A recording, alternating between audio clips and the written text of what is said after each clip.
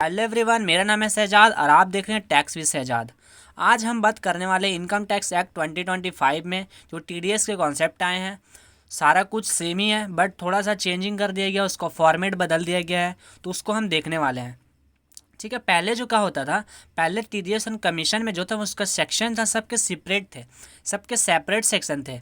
जैसे TDS and commission का 194H हुआ करता था, टीडीएस एंड कॉन्ट्रैक्टर पे 194C हुआ करता था। बट अब क्या कर दिया गया है, अभी क्या कर दिया गया, एक टेबल दे दिया गया। जैसे एक सेक्शन है 393, अब इसमें क्या कर दिया गया, एक टेबल दे दिया गया। अब टेबल में ही कमीशन है, सीरियल नंबर पे दिया गया, सीरियल नंबर 1, सीरियल नंबर 2, उसके बाद उसके नोट्स दिए गए हैं उससे रिलेटेड, सीरियल नंबर 3, उसके बाद सीरियल नंबर 4। तो इस तरह से सेक्शन दिए गए हैं। सेक्शन नहीं बोल सकते, इसको टेबल बोल सकते हैं। टेबल के नंबर सीरियल नंबर दिया गया।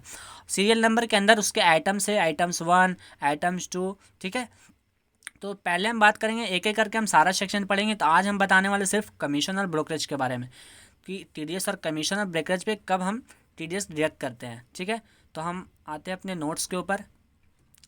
तो कमीशन, कमीशन का मतलब क्या है, जैसे सबसे पहला जो है सीरियल, पहले हम इस सेक्शन को हम कैसे पढ़ेंगे, सेक्शन 393 सीरियल नंबर 1। जैसे हमने यहाँ सेक्शन 393 सीरियल नंबर 1, उसके आइटम्स 1 और 2। ठीक है, कमीशन और ब्रोकरेज के ऊपर। तो सबसे पहला आइटम्स 1 में हमारा क्या है, इंश्योरेंस बिजनेस। जैसे इंश्योरेंस बिजनेस बोले तो जैसे HDFC, SBI, ये सब क्या करती है, इंश्योरेंस देती है। ठीक है, तो ये सब क्या कंपनी है, तो उसका बिजनेस है ये। तो इंश्योरेंस बिजनेस, अब जैसे क्या करना है, अब जैसे कोई एजेंट है, ठीक है, अब जैसे मुझे क्या करना है, एक इंश्योरेंस लेना है। ठीक है, इंश्योरेंस करवाना है मुझे।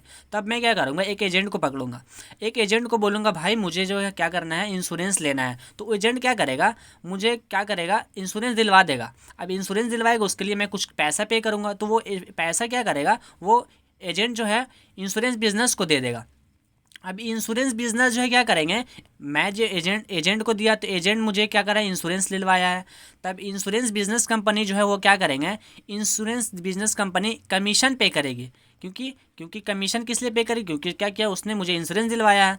तो अगर वो कोई कोई एजेंट इंश्योरेंस दिलवाए या फिर रीन्यू करवाए, है ना, रीन्यू मतलब एक्सपायर होने के बाद जिसको दोबारा से किया जाता है उसको हम रीन्यू बोलते हैं। तो रीन्यू करवाया जाए, तब इंश्योरेंस बिजनेस उसे कमीशन पे करेगी। पर्सन कौन होगा, रिस्पॉन्सिबल पर्सन, जो टीडीएस को डिडक्ट करेगा। डिडक्ट कौन होगा, एनी पर्सन। एनी पर्सन का मतलब है, पर्सन का डेफिनेशन होता है, पर्सन में इंडिविजुअल भी आते हैं, HUF भी आते हैं, AAP आते हैं, BOI आते हैं, AGP आते हैं, कंपनीज आती है, फर्म आती है, LLP आती है। फर्म में LLP भी इंक्लूड होते हैं। ठीक है, तो एनी पर्सन में वो सारे पर्सन होंगे जो किसी को कमीशन पे कर रहे हैं। तो इंश्योरेंस बिजनेस है उसके पास, पर्सन कौन सा होगा, इंश्योरेंस बिजनेस है उसके पास, और कमीशन पे कर रहा है, तो क्या करेगा, टीडीएस डिडक्ट करेगा। लिमिट क्या है, 20,000 रुपये। 20,000 रुपये लिमिट क्रॉस करती है एक ईयर में, एक टैक्स ईयर में क्या करती है, लिमिट क्रॉस करती है, तो टीडीएस को डिडक्ट करना पड़ेगा। ठीक है, as per rate in force का मतलब है, रेट क्या होगी, तो रेट जो है, जो क्या बोलते हैं बजट में आते हैं, वो रेट इसमें लिए जाएंगे। तो हमने एग्जाम्पल ले रखा है, जैसे रवि है, HDFC लाइफ इंश्योरेंस का एजेंट है। ठीक है, एजेंट क्या है, वो उसने अर्न किया 50,000 रुपये। अब 50,000 रुपये अर्न किया, तो 20,000 से क्या क्रॉस कर दिया है।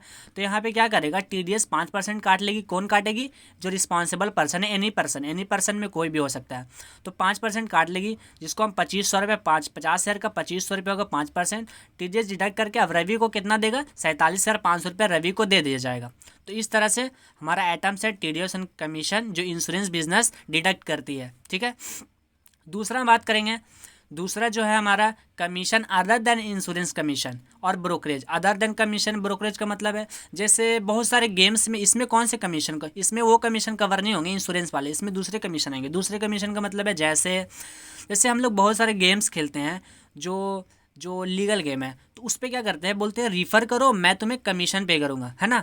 अब जैसे अमेजोन पे क्या होता है, अमेजोन पे एप्लीकेट लिंक बनती है, उस लिंक को अगर किसी पे कुछ प्रोडक्ट का लिंक अगर पेश करते हो, तो क्या होगा, अगर उसे पेस्ट करते हो, अगर उस लिंक से अगर कोई उसे परचेस करता है, तो अमेजोन क्या करेगा, आपको कुछ कमीशन पे करेगा। तो उस इस तरह के कमीशन इसमें कवर होते हैं।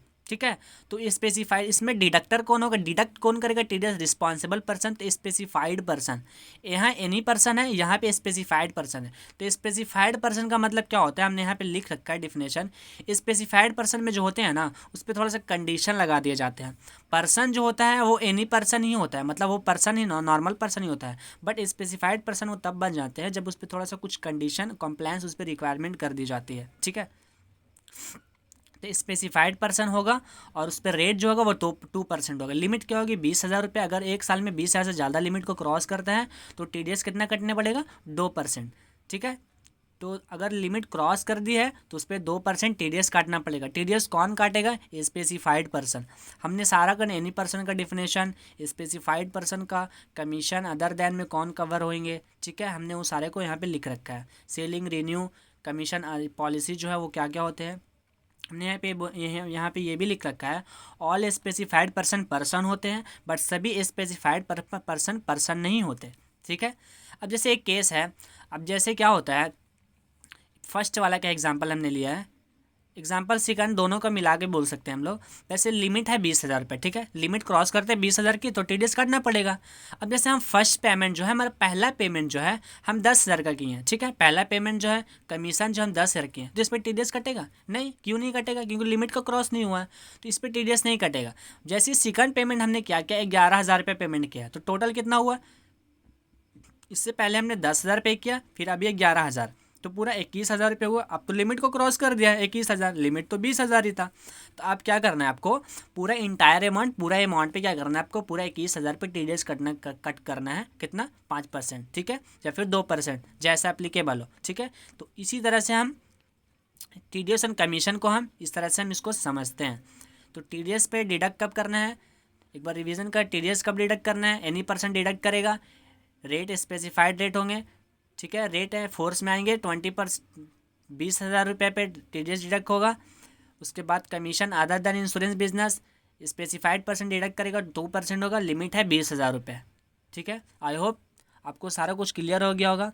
नेक्स्ट वीडियो में हम समझेंगे टीडीएस और रेंट के बारे में, रेंट पे कैसे टीडीएस डिडक्ट करते हैं, नया इनकम टैक्स है 2025 के साथ।